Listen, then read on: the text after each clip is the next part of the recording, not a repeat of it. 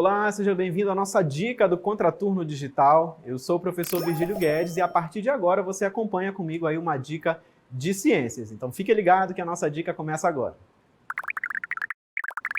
E na nossa dica você acompanha comigo aí sobre as evidências da evolução biológica, né? A primeira que a gente observa, ela está relacionada com o registro fóssil, né? Então a gente tem aqui, ó, nessa imagem, você observa aí um fóssil, né, de um animal que viveu aí há milhões de anos. Como que isso é possível, né?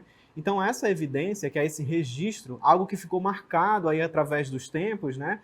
A gente pôde observar que há milhões de anos existiu um ser vivo parecido com esse aqui. E aí você consegue observar um pouco mais da sua anatomia, né, da sua estrutura.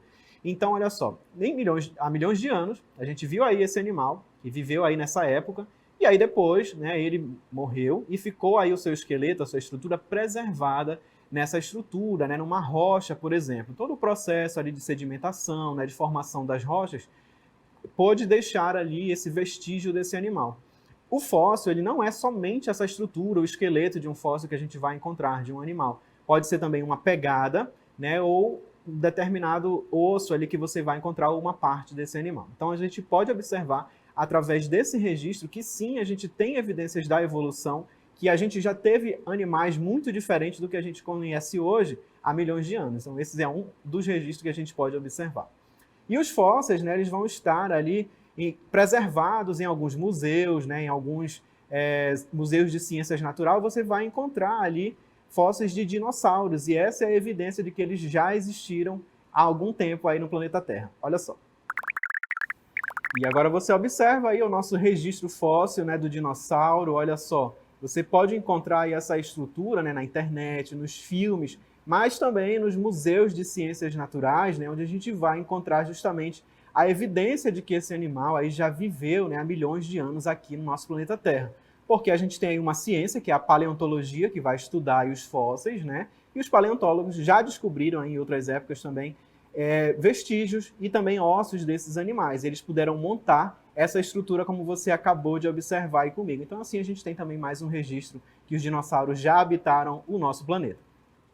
E a gente continua observando aí as evidências da evolução, a gente vai ver agora outros exemplos. Nós temos aí também, olha, um exemplo bem interessante que ficou muito famoso aí, que é a Lucy, né, como a gente pode visualizar nessa imagem.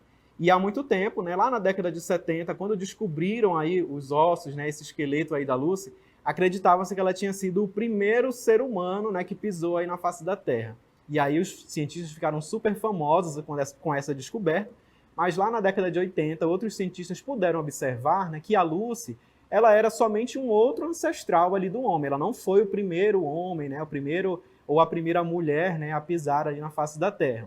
Ou seja, ela era somente mais um ancestral que pôde chegar no homem que a gente conhece atualmente, né? Então a Lucy, que ficou bem famosa aí, também ela é um representante desses ancestrais. E como a gente pôde observar, o esqueleto dela foi reconstituído a partir do que foi encontrado, né? Os ossos que iam sendo encontrados e as semelhanças deles com os primatas, podemos chegar a mais a essa evidência. E ainda falando sobre as evidências, né? Falando em adaptação, né? Que nós estudamos sobre evolução, ali falamos sobre Darwin. Darwin falava bastante sobre adaptação. E a gente vai observar agora um outro exemplo, né? Que traz aí pra gente a camuflagem e o mimetismo. E quando a gente está falando de adaptação, né, a gente está falando ali daquele ser vivo, que ele tem estratégias, ele é o mais apto, né, a sobreviver em um determinado ambiente. Então Darwin falava muito disso lá na sua Seleção Natural, quando dizia que o meio seleciona aquele ser vivo mais adaptado. Então falando aí de adaptação, a gente tem duas estratégias para mostrar para vocês, né, relacionadas com essa adaptação. Nós temos aí duas imagens e você observa lá na nossa primeira imagem, você tem ali uma ave. Parece, olhando assim rápido, parece que você tem somente uma árvore, mas se você olhar de pertinho, nós temos ali uma ave, que é o urutau. Não conseguiu visualizar? Vamos marcar aqui para vocês observarem. Ó. Então, marcadinho aí de vermelho, nós temos o urutau. É uma ave comum também na nossa região, a gente consegue observar, e ela fica ali camuflada, né, disfarçada no meio ambiente para se esconder do seu predador. Então, a gente está observando aí essa estratégia da camuflagem. Uma outra estratégia que a gente observa é o mimetismo, aqui nessa outra imagem da borboleta.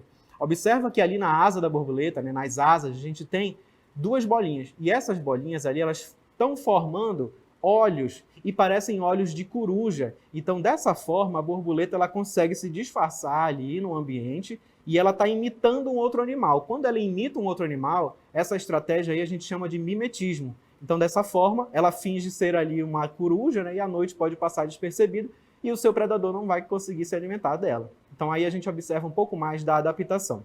Então, assim a gente visualizou a adaptação, camuflagem e o mimetismo. E não se esqueça de se inscrever no nosso canal no YouTube e siga @Contraturno Digital. Essa aí foi mais uma dica. Muito obrigado por acompanhar e até a próxima.